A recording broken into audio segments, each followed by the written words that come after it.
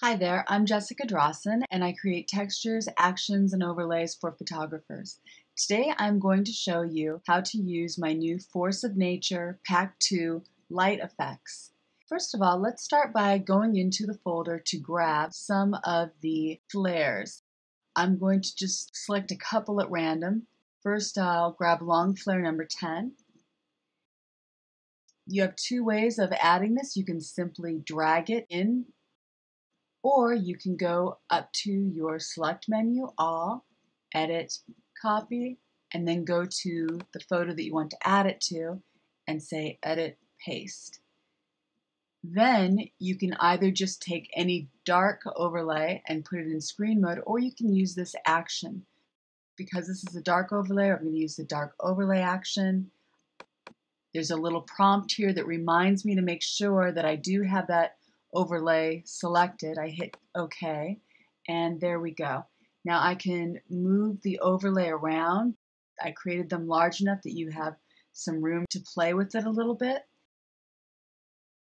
My image is cropped a little bit. It won't appear this large on an uncropped image, but they are at full size and high resolution, so you do have options when playing and placing these overlays. So I'm going to leave that one like that. I like that a lot. And then I'm going to show you one of the gray overlays and how to use it. I'm going to select Rainbow Flare. And this time I'm just going to drag it in. There we go. Make sure that I'm covering the whole image. This time I'm going to use the gray overlay action, which simply puts it into hard light mode. And again, it's just prompting me to remind me to make sure that it is the overlay layer that I have selected. And there we go. Additionally, you can pick some smaller flares here. I'm going to go with this one, long flare number 8, and drag it in.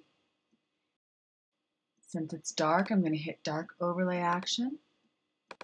Hit continue. Now I don't want it to be on this side, so I'm going to merely hit flip horizontal. And again, this just reminds me to make sure that it's the layer that I want and to make sure that I don't have that mask connected if I've already done some masking, but I haven't, so I'm going to hit continue. It flops it for me, and I'm just going to move this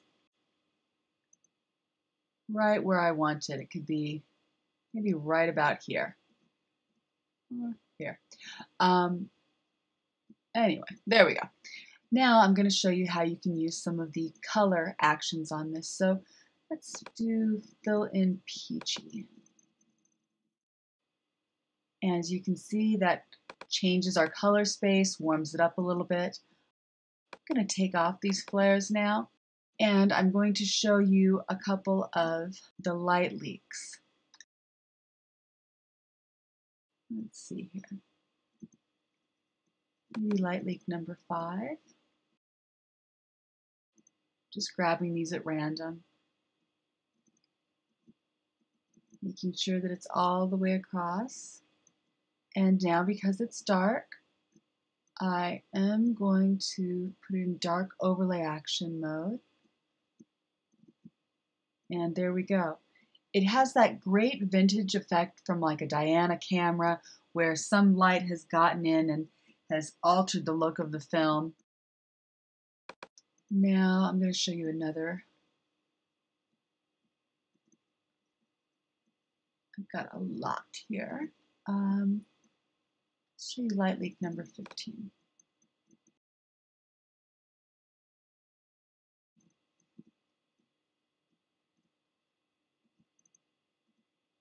And again, dark overlay action. There we go. You can kind of see how it's altering that color space. Now, additionally, if you'd like, I created actions that simulate light leaks. I'm going to show you a couple of these. Simply select them, hit the play button. There's a horizontal.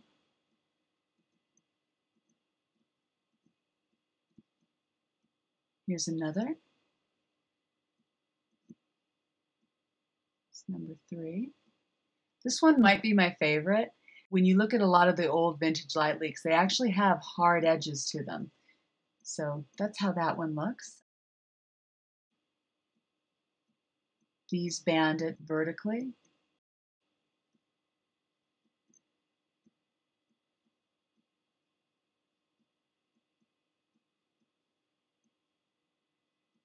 All right, so I'm going to take this one and play with it a little bit more. I'm going to go back to my color actions and hit pop contrast. So you can see I got a little more contrast in there. And now I think I am going to bring back one of my flares here. And let's see, maybe I'll even add in a light beam. Kind of show you how you can put all this stuff in there. Light beams are down here. Light beam number 3, dragging it in.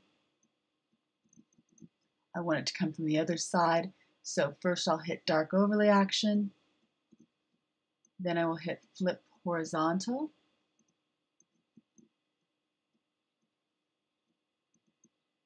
And maybe I'm just going to make it look like there's some light that's coming from right behind her. If I want to intensify any of the effects, I would just hit Intensify Effect. And now you see that the light beam ray has become much, much stronger. If I want to move them together, I'm going to my Layers palette to merge down. And I can move it to wherever I would want it. In this case, I'm just going to take it off again.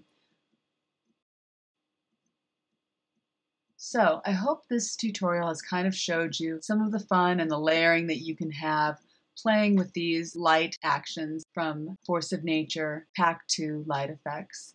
There's a lot of different things that you can do. You can get very experimental, very edgy, or very soft and pretty. It's really up to you and fitting your unique style. Thank you so much. Bye.